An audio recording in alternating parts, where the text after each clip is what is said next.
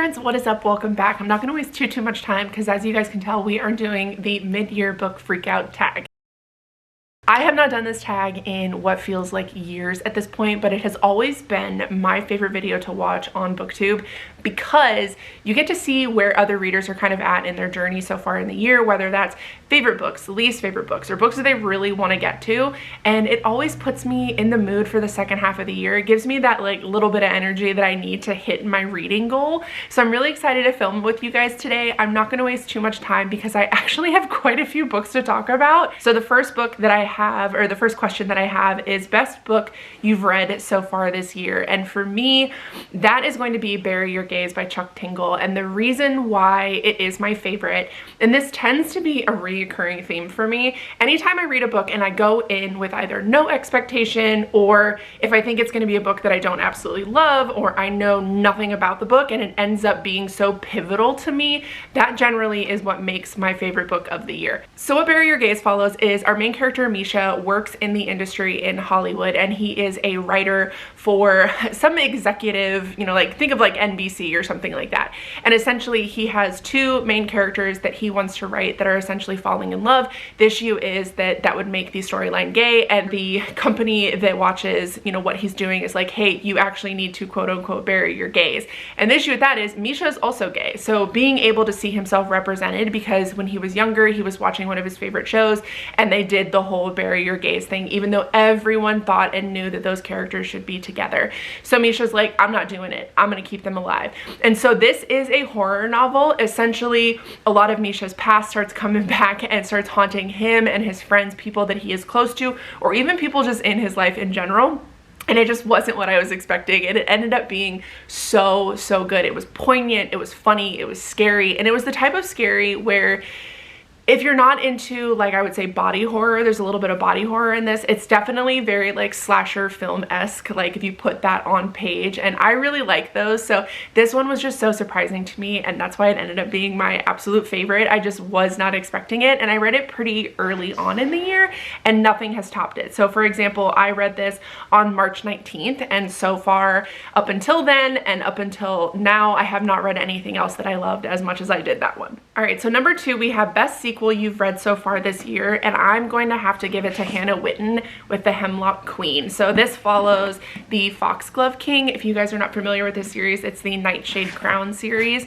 I believe there is going to be I know there's going to be a third one. I don't know if that's going to be, you know, the end of the story, but I have been absolutely loving this story. I really love anything that Orbit comes out with. Orbit and Red Hook are like my two favorite publishing houses, and I just absolutely loved this. Essentially, it follows our main character, Lore, and she is able to pull what is called spiritum out of the world that they live in, and it is essentially death, but if you look at it, it's like what binds people to life at the same time. The reason why I love this story so much is for the characters. So if, like me, you are a big fantasy nerd, but you get kind of bogged down with like intense world building or some of like the heavier handed like fantasy elements, you would probably really love this series. So it is an adult series, but it is more character driven because it follows Lore and like her trying to discover herself. We have gods in this book as well. We have a really interesting love triangle, which I don't normally love. I would call it more of like a throuple than anything. It's less like, oh, I love him, but I love him, and like, what am I gonna do? And more about how everybody just kind of loves each other. And I thought that was a really cool take on it as well. But this is just so, there's like intrigue, and there is mystery, and there's murder, and there's a little bit of sex, so just know that too. But it is like second half of the second book, and there's only been one scene so far, but it is kind of pivotal in that way, like the romance and relationship parts of this book as well. But it is just so character driven and so beautiful, and the Hemlock Queen far surpassed my expectations of the second book in the series. I would argue even that it is better than the first. The next question we have is new release you haven't read yet but want to. I have a very specific book here, and for a very specific reason. This one actually just came out, but it has been on my radar since they announced it, and it's Bury Our Bones in the Midnight Soil by V.E. Schwab. If you guys have been following me for a while, you know I kind of have a tumultuous relationship with V.E. I did really like the Shades of Magic trilogy, even though I absolutely hated Lila. And I did also really like The Invisible Life of Addie LaRue, but going back, I felt like a lot of her characters tended to be the same. They were definitely that rage-filled kind of feminist character, which I'm not against, but I just felt like I wanted something else from VE, and that's how I felt about The Invisible Life of Addie LaRue. So I'm hoping this one will be a little bit different in the sense of like her characters to me tend to kind of all be the same, and I feel really bad saying that because I know people absolutely love her, and I'm not saying that like the stuff that she writes isn't gorgeous and beautiful. Like I said, there are two that I really love.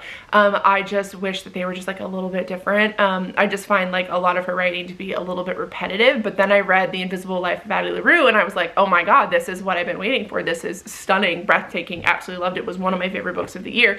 And that's why I'm excited to read this one.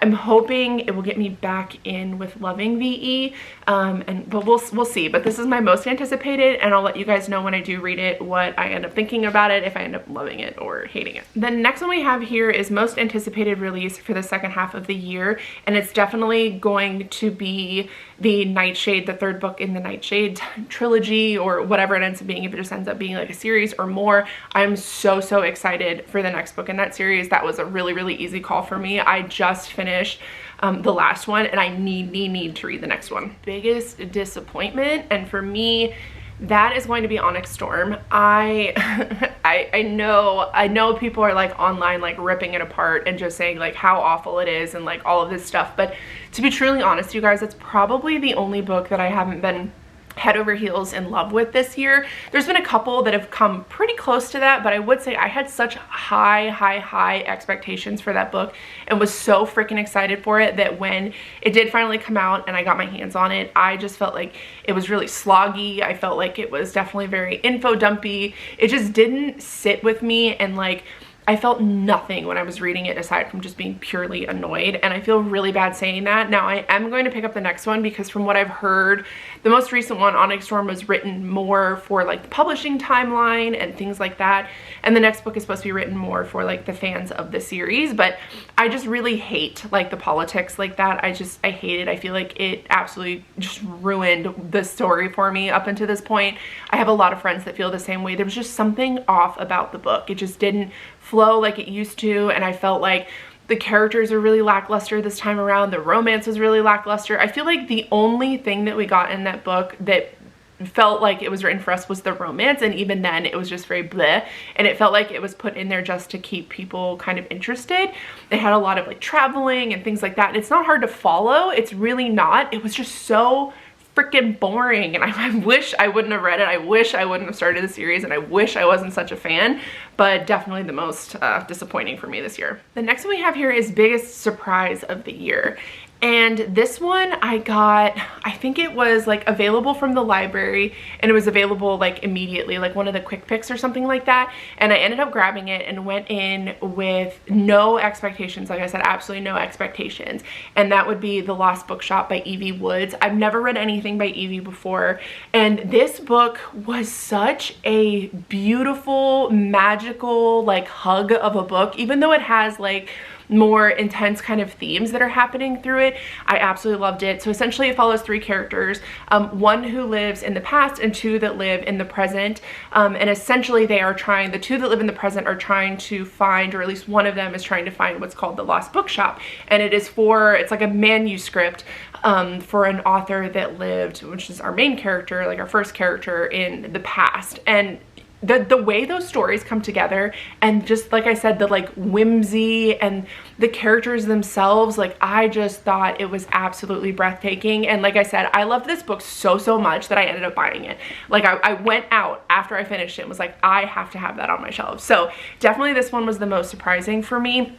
I mean, even outside of like Bury Your Gaze, I just had zero expectations for this one, and I did absolutely love it. I think like on an enjoyment scale, I gave Bury Your Gaze a 5. I gave this one a 4.5 or 4.75, which is why this one is my most surprising, but not necessarily my favorite book of the year.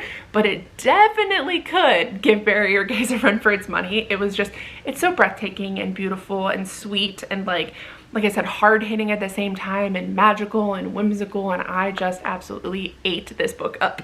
The next question here is favorite new author, debut or new to you? And I would be hard pressed to choose between three very specific authors. First one being Elsie Silver. I'll put a couple of books that I've read by her on the screen. She just writes, she does like cowboy romances and they are just so good. The characters are very gruff and sweet, and she does that like, hey, this is the expectation that people have of this character and this is who the character really is, and just the romance and it was just, oh my god, all of them are just so good. I absolutely love them.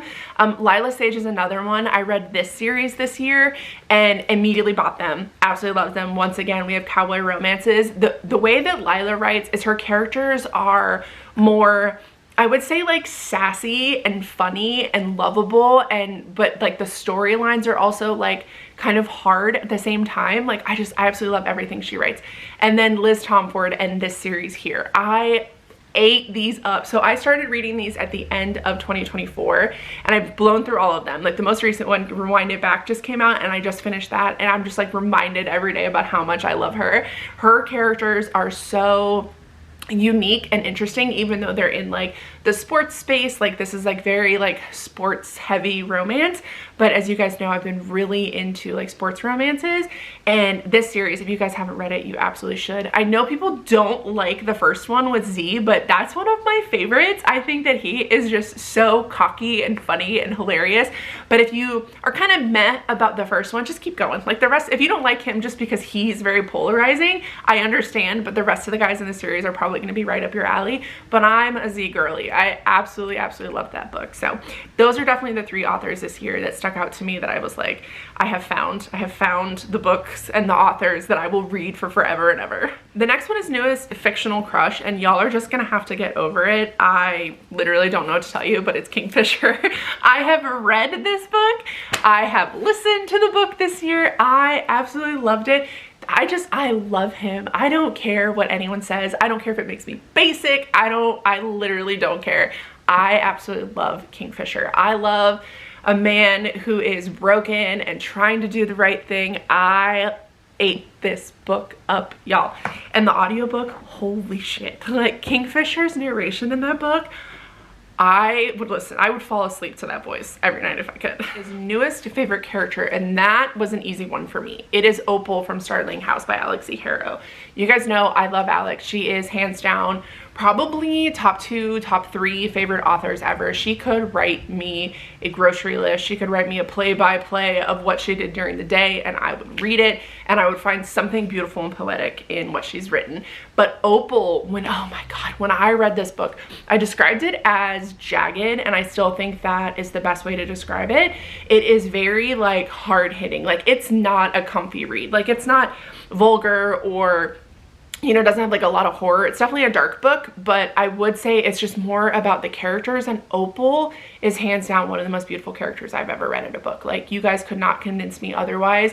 She is really struggling, and she's struggling and trying to do the right thing and trying to do whatever she can to provide for her brother. And I just saw something in Opal that just made me absolutely love her, and it's her determination. It's the fact that she does right by her brother at any chance she can. She's sassy, she sticks up for herself, she knows her limits. Like I love Opal. If you guys have not read this book, this is not going to be a book for everyone, I would say, but it's definitely a book for me. Rocco read it and he really liked it as well. I believe he did the audiobook, but I absolutely love Opal. But I could put like any and every character that Alex has ever written as my favorite characters for sure. But if you haven't read this one, you need to before the end of the year. Is book that made you cry. And I'm gonna be honest, only one book has made me cry this year, and it is this one. It is Atmosphere by Taylor Jenkins Reid. This actually just came out. I just finished it 2 days ago, and y'all, I cried. Like I got as close to crying as I have this year while reading books. Now, I don't know if just I'm not like getting as emotionally invested in books or what's going on, but this is the only book that's truly brought me to tears, like if I'm being completely honest. So this book follows our main character, Joan, and she is an astrologist, I believe is what they're called. She basically studies the stars, and one day her sister is like, hey, they're opening up NASA for women astronauts. And this takes place in the 70s and late 70s, early 80s. And if you know anything about the space program back then, it was very like cut off for women. You couldn't join. In order to be like in order to fly the ship, you had to be a military pilot, but you could not join the military as a woman and be a pilot at this point in time. So this follows like a very in-depth view of the 80s, like space, and how they were cutting women essentially out of the program, even though very clearly they are more than equipped for it. But the thing about this book that really gets me is there is a queer romance that runs throughout the entire story, and I loved it. I know it's very polarizing for people. Some people loved that aspect of the story, some people didn't, some people liked the ending, some people didn't, but I really, really, really liked seeing Joan and Vanessa kind of like develop their relationship and fall in love, and like watching life happen around them. I don't know. I just feel like Taylor does a really, really good job of writing characters. Now, I have never really been the biggest fan of the books that she's written, but this one goes up there with probably one of my favorite books that I've read of the year. This one was just absolutely beautiful, and I did cry. I cried on my patio. I was sitting out there in the sun, Rocco sitting next to me, just not sobbing, but I was like, oh my God, am I feeling something about a book that I've read this year other than like joy? Like, this book genuinely wrecked me. The next one is a book that made you happy, and I'm gonna be completely honest, this one's kind of a hard one to answer because I feel like when I read most books nowadays, I feel like unless I genuinely didn't like them, most of them have made me happy. But I think for this one, I'm gonna go with Where I End and You Begin by Preston Norton. And this essentially follows, it's like a body snatchers kind of scenario where a guy and a girl like switch bodies, and they just like periodically do it like throughout the day. That's like the very, very basis of the story. It is a YA like contemporary, a little bit, obviously we have like a little bit of like science fiction-y kind of stuff going on. The reason why I would say this book made me happy is because it was funny. Like, it tends to be a book, like I think generally all books kind of make me happy when I'm reading them for one way or another, but this one made me happy because it was hilarious. You guys know I think Preston Norton is one of the most underrated authors. Just his humor, like I just want to have lunch with him and just like have him make me laugh. Like, I think genuinely he's got to be so flippin' funny, and that's how I felt about this book. Like, it had like heavier themes in it, like obviously we're body switching, we're dealing with like finding out gender identity, we're dealing with like feelings and like whether or not characters are queer, and like how, like they're just like processing, you have young teens like processing these emotions throughout the story. So a little bit heavier, but definitely absolutely hilarious. Like, the premise alone, y'all, I'm sorry, 2 high school kids switch bodies while trying to impress their crushes, just peak fiction for me. The next question we have here is most beautiful book you've acquired this year, and I'm going to go ahead and blame y'all for this. I know absolutely nothing about this book, but I picked it up because a lot of people are reading it and a lot of people are loving it. Some people are really hating it, but I saw this edition and was like, well, shit, I absolutely have to buy it, and it is The Night and the Moth by Rachel Gillig. I have never read anything by her, but do you see this book, y'all? Do you see the cover? Do you see? I'm like, what is happening? Look at the pages. It is hands. I hope that I love this book because this is my aesthetic. This is 10,000%. Like, if I could make my house, like if I could deck it out in wallpaper that looks like this and hang up a painting that looks like this, oh, I would in a second. I absolutely love the way this book looks.